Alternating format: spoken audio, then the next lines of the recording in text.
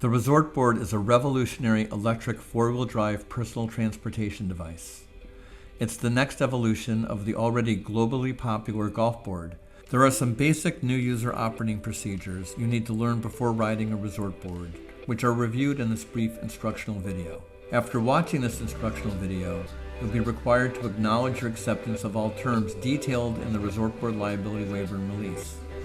All new users should briefly practice riding a ResortBoard in a flat, wide open, and obstacle-free area with no pedestrians or car traffic prior to heading out. The first step to familiarizing yourself with proper operation of the ResortBoard is to learn how to properly use the stability bar thumb throttle.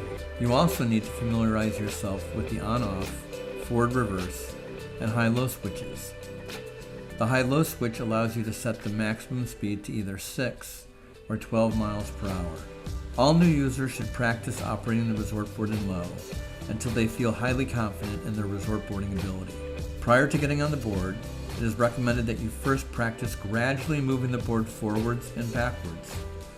Stand to the side of the board, making sure your feet and shins are safely away from the wheels. Slightly depress the thumb throttle mounted on the stability bar. The board will slowly move just a few feet forward. You can walk slowly alongside, perfecting your skill of controlling the board's speed. Once again, always gradually depress the thumb throttle and accelerate the board slowly. Next, switch the board to reverse and practice the same skill of slowly moving the board, but this time backwards. Stepping on and off the ResortBoard should be done slowly and carefully, especially if you're on uneven terrain. The proper stance for ResortBoarding is very intuitive. The user should stand in the traditional surfer stance, which is sideways on the board with feet shoulder width apart. Additionally, your feet should be slightly staggered, with the heels of your front foot on one edge and the toes of your back foot on the opposite edge. A wide surfer stance with a staggered foot position provides the greatest amount of stability and leverage to steer the board. As weight is increasingly applied to one edge of the board, the wheels will pivot, causing the board to turn. All ResortBoards are equipped with a stability bar. The stability bar can also be pushed or pulled right or left to enhance turning ability. However, the rider should primarily use the shifting of their weight from side to side as the principal way to steer a ResortBoard. To ensure maximum stability, all users should firmly hold the stability bar at all times while the board is moving. It's important to firmly grip the stability bar, particularly when accelerating and decelerating. The stability bar may be equipped with a personal cooler or optional carry basket. It's important to make sure the cooler lid is fully closed and that coats and jackets, when not used, are securely tied around your waist, not placed in the carry basket where they may fly out when traveling at full speed. Use the optional carry basket only for heavy items which will not fly out in the wind, like a camera or picnic basket. The ResortBoard has a variety of features to ensure ease of use and safety, including an internal computer that quickly decelerates the board whenever the thumb throttle is released, as well as an automatic parking brake. Depending on your speed, the board generally takes just slightly more than 1 second, approximately 30 feet, to come to a complete stop from full speed. It's important for all users to always look ahead and operate the board a safe distance away from upcoming obstacles, people, and other ResortBoarders.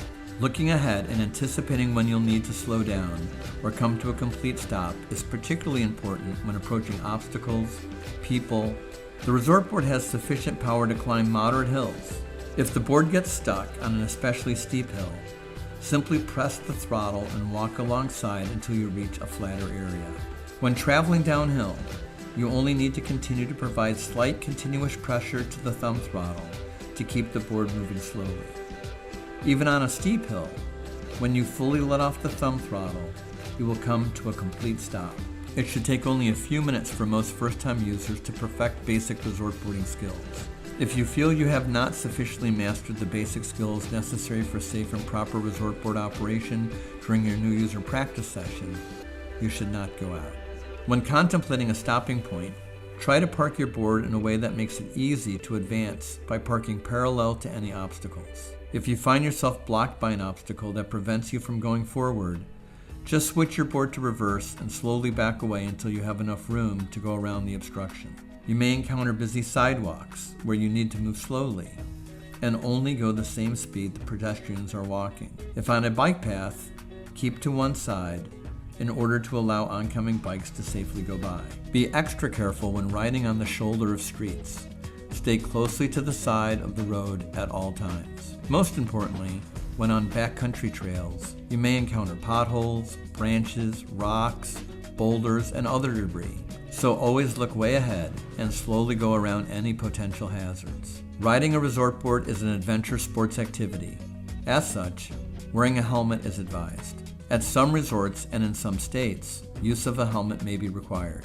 All riders are advised to bring their own properly fitting helmet, which should at minimum protect both the front and back of the head. If the resort or state law allows use of the board without a helmet, the user is the ultimate judge as to whether they can safely operate the board without a helmet. The resort board is a motorized vehicle, and the user needs to operate it with the same attention to safety as any motorized vehicle, and must not use the board under the influence of alcohol or drugs. Remember, the resort board's safe use is your responsibility while in your possession. Never let anyone try your resort board without a proper new user orientation and previously watching the instructional video. We hope you enjoy surfing the earth as much as we do, and that you become a resort board fan for many years to come. Once again, for more information on resort boarding, go to resortboard.com.